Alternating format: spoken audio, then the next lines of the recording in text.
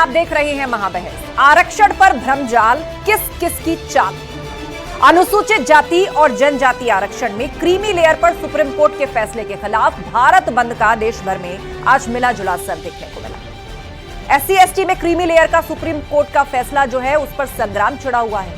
Supreme court के फैसले के खिलाफ आज भारत बंद बुलाया गया था। यूपी समेत देश भर में बंद का मिला जुला असर भी देखने को मिला।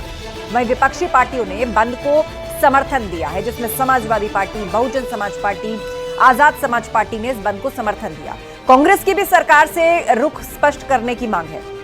मायावती ने बीजेपी, एसपी और कांग्रेस को आरक्षण के मुद्दे पर घेर लिया, तो अखिलेश यादव ने केंद्र सरकार पर निशाना साधा। आरक्षण के कोटे में कोटे पर, यानी quota within quota, supreme court के फैसले पर क्यों छिड़ा है सियासी संग्राम, इसी पर शुरू करेंगे डिबेट। लेकिन सबसे पहले ये रिपोर्ट। नहीं चलेगी, नहीं चलेगी।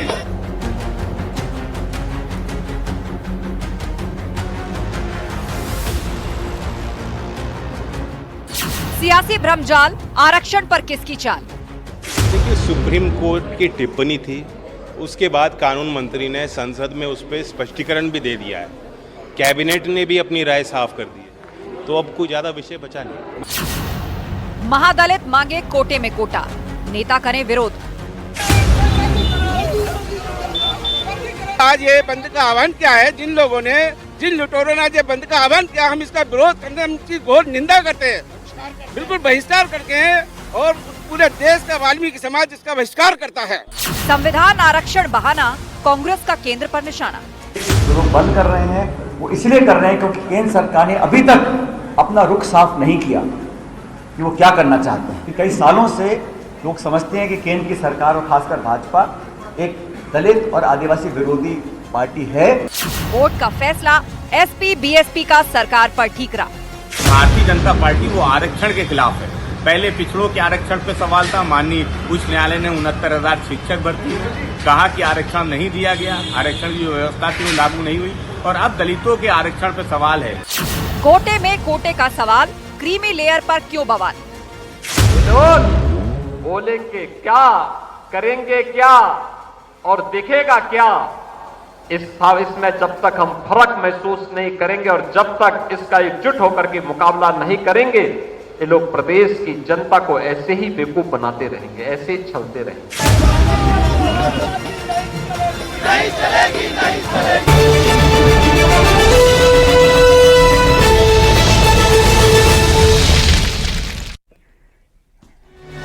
और चर्चा के लिए हमारे साथ गेस्ट पैनल जुड़ रहा है। हमारे साथ बीजेपी, समाजवादी पार्टी, कांग्रेस और वाल्मीकि समाज से भी गेस्ट जुड़ेंगे। राजेश पासवान जी, दलित चिंतक, हमारे साथ होंगे। सीधे गेस्ट का रुख कर लेते हैं। जो जुड़े उन सबको स्क्रीन पर लेकर आइए। हमारे साथ अश्विनी शाही जी हैं, बीजेपी के नेता, और थोड़ी देर में इंतजार है बाकी पैनलिस्ट भी जुड़े। और दलित चिंतक हमारे बीच में हैं राजेश पासवान जी। आप दोनों का स्वागत है। तो शुरुआत कर लेते हैं अश्विनी जी आपसे। यही, विपक्षी पार्टियों ने कोटा विद इन कोटा का खुलकर विरोध किया है। मतलब इसके खिलाफ जो आवाज उठ रही है, जो आंदोलन उठ रहा है, उसमें विपक्षी दल साफ है, जिसमें कि समाजवादी पार्टी भी है, बसपा भी, आजाद समाज पार्टी ने भी इसका समर्थन किया है। लेकिन सब एक ही सुर में सरकार से पूछ रहे हैं कि इस पर सरकार का क्या स्टैंड है। आपने अपनी स्थिति अभी तक साफ नहीं करी है, अश्विनी जी। एनडीए सरकार ने जो कैबिनेट की बैठक करने के बाद ये बता दिया है कि हम इसको लागू नहीं करेंगे, तो ये स्थिति इससे ज्यादा क्या स्पष्ट हो सकती है। मगर हिंदुस्तान में नेगेटिव नैरेटिव फैलाने का जो चलन हो चुका है, और उसी का आज ये राजनीतिक दल लाभ उठा रहे हैं। इस बंद में देखिए किस तरीके से अराजकता की गई। गोपालगंज में एक स्कूली बस के आग लगाने की कोशिश की गई, आगरा में लूट किया गया। तो ये क्या हो रहा है? ये बंद नहीं है। ये जो लोगों को हिंदुस्तान की सुप्रीम कोर्ट पर भरोसा नहीं, हिंदुस्तान की कैबिनेट पर भरोसा नहीं। भाई ठीक है, राजनीतिक दल है, आप कैबिनेट पर भरोसा न कीजिए। हिंदुस्तान के कोर्ट के फैसले के बाद अगर कैबिनेट ने फैसला लिया है कि लागू नहीं करेंगे, तो आप बताइए कि ये बंद किसके लिए है, किस उपलक्ष्य में है? राजेश पासवान जी से पूछते हैं, दलित चिंतक हमारे बीच में। राजेश जी बताइए, ये क्रीमी लेयर को लेकर हमेशा से डिबेट रही है, विरोध करते रहे हैं बहुत से संगठन, और SC/ST समाज से लोग विरोध करते हैं, विपक्षी पार्टियां सपोर्ट में खड़े होती हैं। लेकिन अब जब कैबिनेट ने इसको अप्रूवल नहीं दिया, तो ये विरोध प्रदर्शन किसके खिलाफ है? देखिए, यह जो विरोध प्रदर्शन है यह किसी खास राजनीतिक दल द्वारा प्रायोजित नहीं है। तो बाद में ये कुछ सामाजिक संगठनों ने इसको कॉल दिया, जिसको बाद में राजनीतिक दलों ने अपना समर्थन दिया। तो ये समस्त SC/ST समाज के नाम से कॉल दिया लोगों ने और राजनीतिक दल इसके पीछे आए। दूसरी बात मैं कहना चाहूंगा, कुछ लोग मान रहे हैं कि ये सिर्फ बीजेपी के खिलाफ है। मुझे लगता है कि ये बीजेपी सरकार के खिलाफ नहीं है, ये सरकार के खिलाफ है, सत्ता तंत्र के खिलाफ है, क्योंकि आरक्षण के माध्यम से सामाजिक प्रतिनिधित्व को पूरा नहीं करने का काम सभी सरकारों ने किया है। NDA ने भी किया है, UPA ने भी किया है। अगर UPA ईमानदार होती तो निजी क्षेत्र में भी आरक्षण लागू हो गया होता। अगर और NDA ईमानदार होती तो दिन रात सरकारी क्षेत्रों को बेचा नहीं जाता, सरकारी क्षेत्रों को निजी क्षेत्र में नहीं दिया जाता। आरक्षण के प्रति प्रतिबद्धता सभी लोग दिखाते हैं, लेकिन सरकारी नौकरियों की संख्या लगातार कम हो रही है, नौकरियां लगातार खत्म की जा रही है। चिंताओं के अंदर भी बहुत सारी चिंताएं हैं जो उससे जुड़ी हुई हैं, उस पर हम आएंगे, लेकिन हमें ज्वाइन कर चुके हैं अनुराग भदौरिया जी, सपा प्रवक्ता। अनुराग जी, समाजवादी पार्टी इन आंदोलन कर्मियों के साथ में है, कोटा विद इन कोटा का ये विरोध कर रहे हैं, सपा साथ में है, बसपा साथ में, आजाद समाज पार्टी साथ में। लेकिन बड़ा सवाल तो ये है कि जब कैबिनेट ने इसको मंजूरी नहीं दी तो इस आंदोलन की आवश्यकता क्या है? अब इसकी आड़ में क्या राजनीति होगी? देखिए, इसकी क्रोनोलॉजी समझने की कोशिश कीजिए। यही सरकार है ना जिसने 69,000 भर्ती में अनियमितताएं की थी, आरक्षण को उन्होंने नहीं माना था, बाद में आंदोलन हुआ, लगातार छात्र धरने पे बैठे रहे, समाजवादी पार्टी उनके साथ बैठी रही, सरकार की जिस तरह की लाठी डंडे और तूफान सब कुछ झेलती रही। बाद में न्यायालय ने आदेश दिया कि भाई जो ये मांग कर रहे थे सही था। इसी तरह से यही भारतीय जनता पार्टी की सरकार केंद्र में भी लगातार जिस तरह से लेटरल भर्ती करती रही, पहले की है इन्होंने लेटरल भर्ती, फिर लेटरल भर्ती इन्होंने निकाली 45 लोगों की, फिर वो भर्ती करना चाहते थे। क्यों भाई, किस बात के लिए?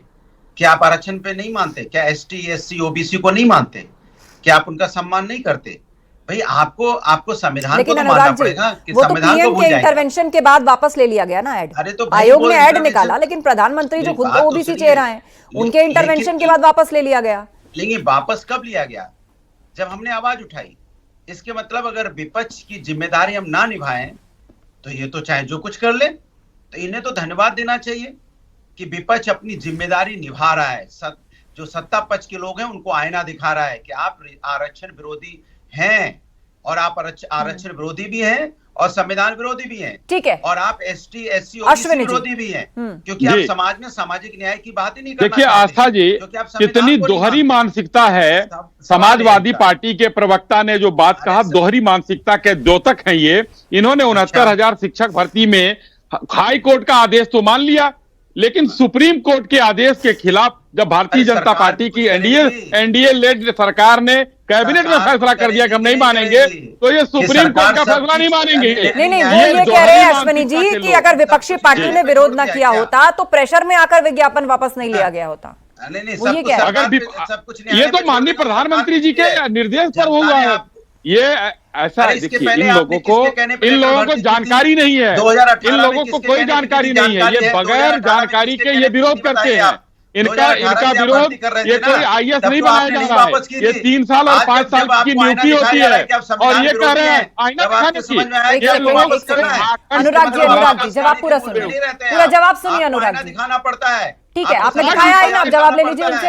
अनुराग जी पारक्ष भी कुछ कह रहा है, सुन लीजिए, बोलिए अश्विनी जी। देखिए अनुराग जी बगैर सेल के रेडियो है, ये बजते रहते हैं, सुनेंगे नहीं आस्था जी। मैं कहना चाहता हूँ इन लोगों ने बिना सेल के नहीं है, डबल सेल के चुप ही नहीं होते। किसी को नहीं मानना है, न ये सुप्रीम कोर्ट को मानेंगे, न हाई कोर्ट को मानेंगे, न सरकार को मानेंगे, सिर्फ बचते रहेंगे। देश में कोई नहीं सुनने वाला समाजवादी पार्टी को। ठीक है, आज भारतीय प्रधानमंत्री के 3 साल और 5 साल की जो लेटरल एंट्री है, इसको आप IAS कर रहे हैं, ये ज्ञान की कमी है। अनुराग भदौरिया जी, ज्ञान वर्धन करिए, और ये जो हमने वापस लिया है वो माननीय प्रधानमंत्री जी के उसमें कहें। आप दोनों को रोकना चाहूंगी। हमारे बीच में वाल्मीकि समाज से निगम कैलाश चंदोला जी भी जुड़ गए हैं। निगम कैलाश जी, आज का जो आंदोलन हुआ उसमें इस बंद का मिला जुला असर देखने को मिला, लेकिन बहुत सारी जगहें जो है वो अप्रिय घटनाएं हुई। कहीं बस को आग लगाने की कोशिश की गई, कहीं तोड़फोड़ की कोशिशें की गई। संपत्ति का नुकसान करना वो भी एक ऐसी बात के लिए जो लागू ही नहीं हो रही है। सुप्रीम कोर्ट ने कहा, कैबिनेट ने इसको पलट दिया, तो अब ये विरोध क्यों? आप क्यों एक राजनीतिक मंच यहां पर सजा रहे हैं?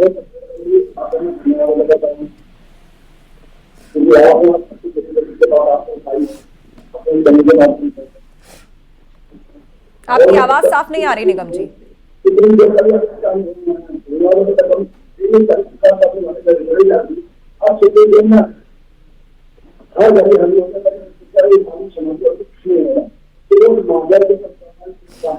माफ कीजिए, आपकी आवाज साफ नहीं आ रही निगम जी। एक बार ऑडियो इनका ओके कीजिए। रुक करते राजेश पासवान जी का, दलित चिंतक हमारे बीच में। राजेश पासवान जी, आज का ये जो प्रोटेस्ट था, मुझे बताइए कि क्या इससे राजनीति करने का मौका नहीं मिला लोगों को? एक ऐसा इशू उस पे सुप्रीम कोर्ट ने अपनी बात रखी, उसके बाद कैबिनेट ने इसको रिवर्स कर दिया। हाँ, ये सुप्रीम कोर्ट का फैसला नहीं था, सुप्रीम कोर्ट ने सुझाव दिया था और सुप्रीम कोर्ट ने 2-3 सुझाव दिए थे। एक सुझाव यह भी था कि जो जातिगत जनगणना की एक तरह से नींव का भी निर्माण हो रहा था, कि एक सरकारों को एक सुझाव दिया कि आप डेटा देखिए, डेटा लाइए कि किस वर्ग के कितने लोग कहाँ पे हैं।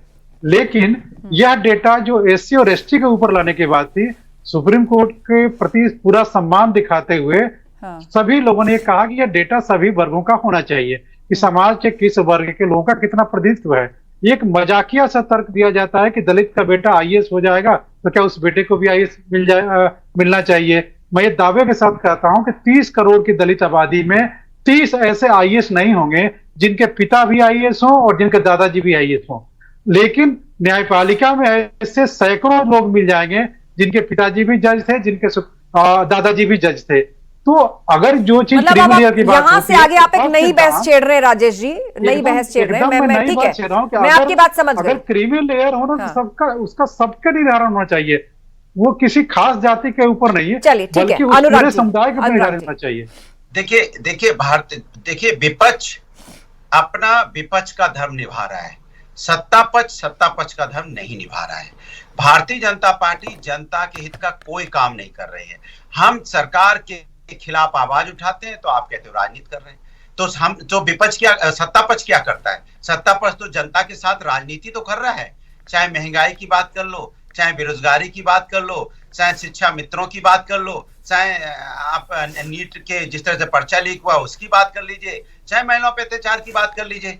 भाई ये किसके ऊपर इन्होंने कामयाबी हासिल की है? भाई इनके राज्यों में पर्चा लीक हो रहा है, इनके राज्य में महिलाओं पे अत्याचार बढ़ रहा है, इनके राज्य में किसान की इनकम तो दुगनी हुई नहीं, इनके राज्य में महंगाई कमर तोड़ है।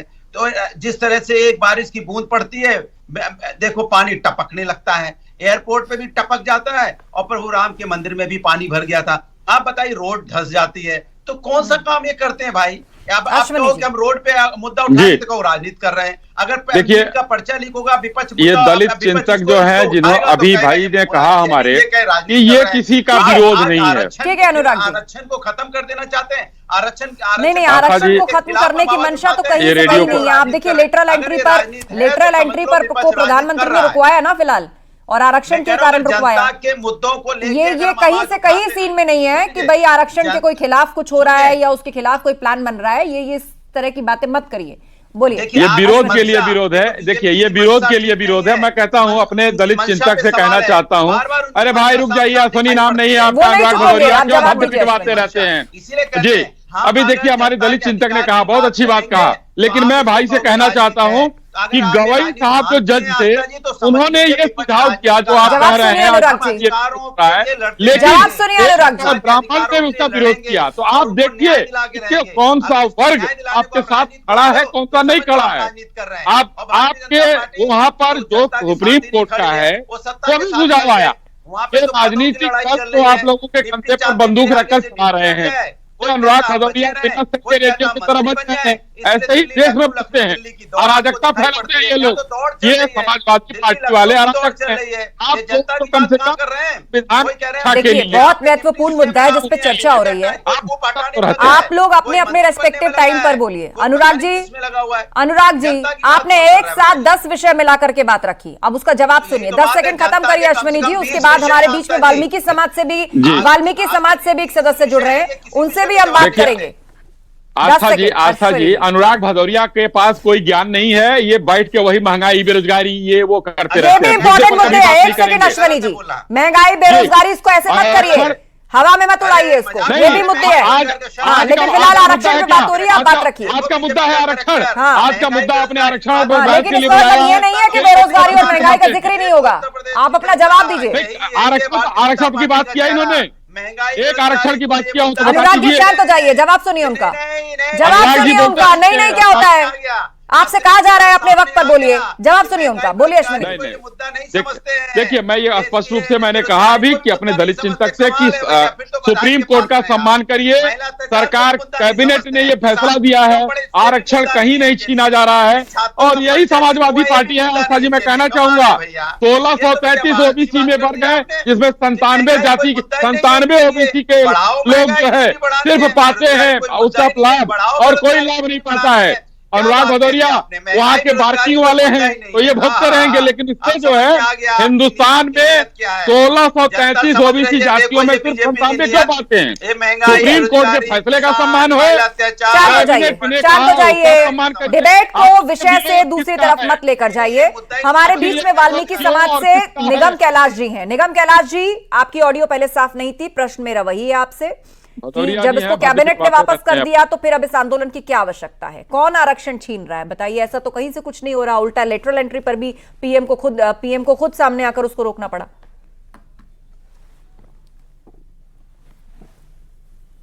मैडम, आपका मैं धन्यवाद अदा करना हूं चैनल के माध्यम से। आज जिन लोगों ने आज ये धरना प्रदर्शन किया, वाली समाज को, अति दलित को, समाज का जो विरोध कर रहे हैं, ये वो लोग जो बहुत सारी दूध की मारे अब तक लोग खा चुके हैं। अब सुप्रीम कोर्ट ने हम लोगों को कुछ दिया है तो क्यों उनके पेट में दर्द? हमने तो कभी नहीं कहा इनसे क्या अपने हक में से हमें कुछ दे दो। ये तो हमारा हक था जो ये लोग ले रहे थे, क्योंकि हम चुपचाप बैठे हुए थे। आज इतनी दिक्कत क्यों हो रही है? आज ये अराजकता क्यों फैलाई जा रही है? देश की शांति क्यों भंग की जा रही है? बताइएगा। मोदी जी ने कहा था, कौन शांति भंग कर रहा है निगम साहब? देश की कौन शांति भंग कर रहा है? सबको मिलना क्या आंदोलन की आड़ में बस जलाने की कोशिश होगी? सार्वजनिक संपत्ति का नुकसान होगा? आदेश है वो सबको मानना चाहिए। शांतिपूर्ण आंदोलन का अधिकार संविधान भी देता है, लेकिन इसका मतलब ये थोड़ी पब्लिक प्रॉपर्टी का नुकसान हो, सरकारी प्रॉपर्टी का नुकसान हो। जिन लोगों और वो भी ऐसे केस में जहां कहीं से कहीं कुछ भी खत्म नहीं होने जा रहा। कुछ सुप्रीम कोर्ट ने कहा, कैबिनेट ने उस पर अपना वक्तव्य जाहिर कर दिया कि भाई ऐसा कुछ नहीं होना है, तो फिर कहा है कि ये पब्लिक प्रॉपर्टी का नुकसान। जिन लोगों ने नुकसान किया है उनकी भरपाई उनकी संपत्ति से होनी चाहिए, क्योंकि वो नहीं चाहते इस देश के अंदर हिंदुस्तान तरक्की करे हमारा। क्योंकि भाई साहब भाई को लड़ने का काम करे, केवल वोट बैंक की खातिर। एक भाई दूसरे भाई को नहीं लड़ना चाहता।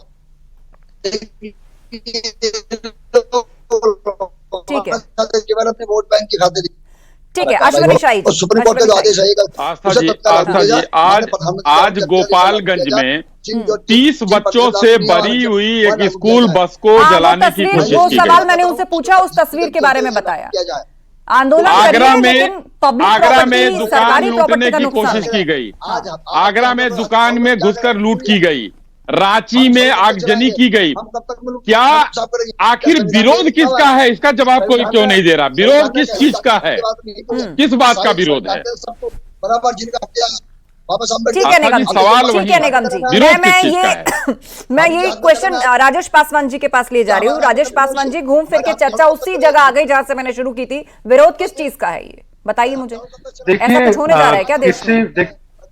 देखिए, शांतिपूर्ण प्रदर्शन करना हर भारतीय का अधिकार है, लेकिन किसी भी प्रदर्शन में अगर हिंसा होती है, ये बहुत दुखद है। ऐसा नहीं होना चाहिए था, क्योंकि राष्ट्र निर्माण की प्रक्रिया में प्रदर्शन करने वाले लोग भी शामिल हैं। अगर कहीं भी कुछ नुकसान होता है तो इसका खामियाजा उन्हें भी भुगतना पड़ता है। दूसरी बात मैं कहना चाहूंगा, देखिए, आरक्षण के प्रति प्रतिबद्धता सभी नेताओं की है। सब लोग कहते हैं कि आरक्षण बचा रहेगा। समस्या आरक्षण को लेकर नहीं है, समस्या नौकरियों को लेकर है कि नौकरियां दिन पर दिन खत्म होती जा रही हैं। आरक्षण बचा रहेगा सैद्धांतिक रूप में, व्यवहारिक रूप में हजारों अवसर खत्म किए जा रहे हैं और जिसकी वजह से आक्रोश उत्पन्न हो रहा है। वह अवसर खत्म किया जा रहा है सरकारी क्षेत्र में। इसका लेटरल का उदाहरण दिया अनुराग जी ने। एक भोजपुरी में कहावत है कि जमुआ का इला का डर ना परिकला का डर है। तो ये आदत न बन जाए। जिस तरह सरकारी क्षेत्र लगातार बेचे जा रहे हैं, जिस तरह से सरकारी संस्थाएं कमजोर की जा रही है, प्राइवेट सेक्टर बढ़ रहा है और उस प्राइवेट सेक्टर में अनुसूचित जाति जनजाति के लिए कोई सुरक्षा का नहीं है, कोई प्रतिनिधित्व का मामला नहीं है। आक्रोश की वजह यह है। और देखिए ये विश्वास क्यों नहीं पैदा कर पा रहे आप कि आरक्षण को कोई खतरा नहीं है, जो व्यवस्था चल रही थी वो चलती रहेगी। आस्था जी एक मिनट। आस्था जी, दलित समाज की प्रगति हुई है तो सिर्फ सरकार के माध्यम से हुई है। अगर सरकारों द्वारा उदासीनता दिखाई जाती है तो यह आक्रोश निकलता है, जो गलत नहीं है। सरकारों को उनके प्रति सहानुभूति पूर्वक विचार करना चाहिए, किसी की भी सरकार हो, चाहे एनडीए की हो, सपा की हो, बसपा की हो या यूपीए की हो। ऐसा मेरा मानना है। राजेश जी, आपने इतने मुद्दे गिनाए, अच्छे व्यवहारिक मुद्दे हैं आपके, सब कुछ ठीक है, लेकिन आज का जो ये प्रदर्शन हो रहा है उसमें ये मुद्दे नहीं है। आज का मुद्दा तो कुछ दूसरा ही लेकर हो रहा है प्रदर्शन, जिसमें राजनीतिक दल आप लोगों के कंधे पर रोटियां सेक रहे हैं, जबकि ऐसा कुछ होने नहीं जा रहा है। ऐसा कुछ होने नहीं जा रहा है, कुछ थोड़ी होने जा रहा है। तो आज के विरोध प्रदर्शन का रेलेवेंस क्या रहा? मैंने आपको बताया ना, भारतीय जनता पार्टी की मानसिकता है आरक्षण विरोधी। कैसे? बताइए ना मुझे, कोई एक उदाहरण दीजिए ना। शिक्षक भर्ती का आपने देखा किस तरह से अभ्यर्थी धरने पे बैठे रहे, इन्होंने नहीं सुनी ना। बाद में वो कोर्ट में गए, अगर ये सुन लेते, उनका अधिकार दे देते तो क्या जरूरत थी कोर्ट जाने की। सवाल तो यही उठता है। सवाल कोर्ट ने फैसला दिया, हमने माना। भर्ती कर रहे, इनको चुप कराइए भाई। वैसे बीजेपी का कोई डर के मारे आया नहीं है, काहे चिल्ला रहे हो आप फोकट में। देखो सवाल यह है कि 45 भर्ती जब निकाली गई थी, इसके पहले 2018 में भी आपने लेटरल भर्ती की, तो इसके मतलब आप धीरे धीरे आरक्षण खत्म करना चाहते हो ना। आपने क्या किया इसको इनडायरेक्ट वे में, आप जो गवर्नमेंट यूनिट है पीएसयू में धीरे धीरे प्राइवेटाइज किए दे रहे हो, उसको प्राइवेट के हाथों में बेच दे रहे हो। और जब प्राइवेट के हाथ में सारी गवर्नमेंट यूनिट चली जाएगी, फिर आपको होगा अब तो प्राइवेट में हम आरक्षण किस में होगा, प्राइवेट में तो है नहीं, सरकार में होता तो होते। तो आप सरकारी तंत्र जो हमारे हैं, सरकारी जो हमारी यूनिट्स हैं, उनको तो आप प्राइवेट किए दे रहे हो। तो ये तो आपकी मानसिकता साफ झलक रही है ना। अश्विनी शाही जी, इसको विपक्ष एक स्ट्रैटेजी बताकर लोगों के बीच में ले जा रहा है कि जब सरकारी नौकरियां ही नहीं होंगी तो फिर आरक्षण का स्कोप कहां बचेगा। इतनी तेजी से प्राइवेटाइजेशन एकदम अनुराग भदौरिया जी को मैं बताना चाहता हूं कि भारतीय जनता पार्टी डरने वाली पार्टी नहीं है और आप कह रहे हैं डर के कोई आया नहीं। इनका जवाब देना जरूरी है आस्था जी, नहीं तो ये लोग ऐसे ही बहकने लगते हैं। मैं बताता हूं, एक्सिस बैंक, अरे भाई मैं नेता हूं भारतीय जनता पार्टी का, रखा हूं आपके सामने। हाँ बोलिए अश्विनी जी, लास्ट 4 मिनट बचे मेरे पास। जी आस्था जी, देखिए अभी एक्सिस बैंक जब बेचा गया, अश्विनी जी को एक्सिस बैंक बेचा गया, किसने बेचा? आज यूटीआई जो थी एक्सिस बैंक हुई है, एचडीएफसी बेची गई। इन लोगों ने, अरे जवाब क्यों नहीं होगा, सुनोगे? बोलिए अश्विनी जी, जारी आपकी आवाज। पॉइंटेड जवाब दे रहा हूं मैं, जारी आपकी। उसके बाद जब दिल्ली का एयरपोर्ट आज 30 साल पहले से सीएमआर को किसने बेचा है? राजेश जी, उस समय आपको चिंता नहीं थी और न इनको चिंता थी आरक्षण की। ये बरगलाते हैं लोग, ये जनता को सिर्फ वो खटाखट 85-100 योजना वाले हैं, यूपीए के साथी हैं। इन लोगों ने बहुत कुछ बेचा है देश में। और किसको कहा जाता है पुरोधा विनिवेश का? मनमोहन सिंह, जिसकी सरकार को ये समर्थन करते थे, शुरुआत वहीं से हुई थी। ये विनिवेश की बात करते हैं। भारतीय जनता पार्टी द्वारा केंद्र में एनडीए सरकार जो इस समय चल रही है भारतीय जनता पार्टी के द्वारा नेतृत्व में, वो इस समय न आरक्षण के खिलाफ है न नौकरियों के खिलाफ है। हम सबका साथ सबका विकास का नारा लेकर चलते हैं और कर भी रहे हैं, लेकिन कहीं ना कहीं से एक नेगेटिव नैरेटिव फैलाकर ये बताया जाता है कि आपकी नौकरियां खतरे में है, आपका ये खतरे में है। जवाब आने दीजिए। पहले रोजगार तो दे दो, तब तो विकास होगा भाई। अनुराग जी, जवाब आने दीजिए। कैसे होंगे जब उसके पिताजी के पास रोजगार होगा? आस्था जी, आज हिंदुस्तान मैन्युफैक्चरिंग सेक्टर में 3रे नंबर पर है वर्ल्ड में। आज जो है इंफ्रास्ट्रक्चर में 2रे नंबर पर है।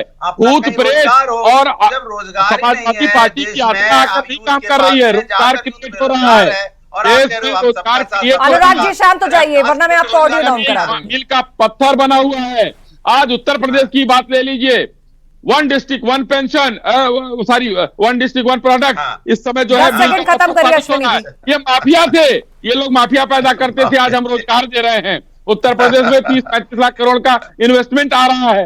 तो ये क्या करेंगे ये लोग? अब जो है अनुराग जी जवाब उन्होंने बताया कि इन्वेस्टमेंट आ रहा है, बेहतर माहौल बना है, क्राइम कंट्रोल हुआ है और जो विजन है यूपी सरकार का वो लगातार नौजवानों के लिए अपॉर्चुनिटीज के रास्ते खोज रहा है।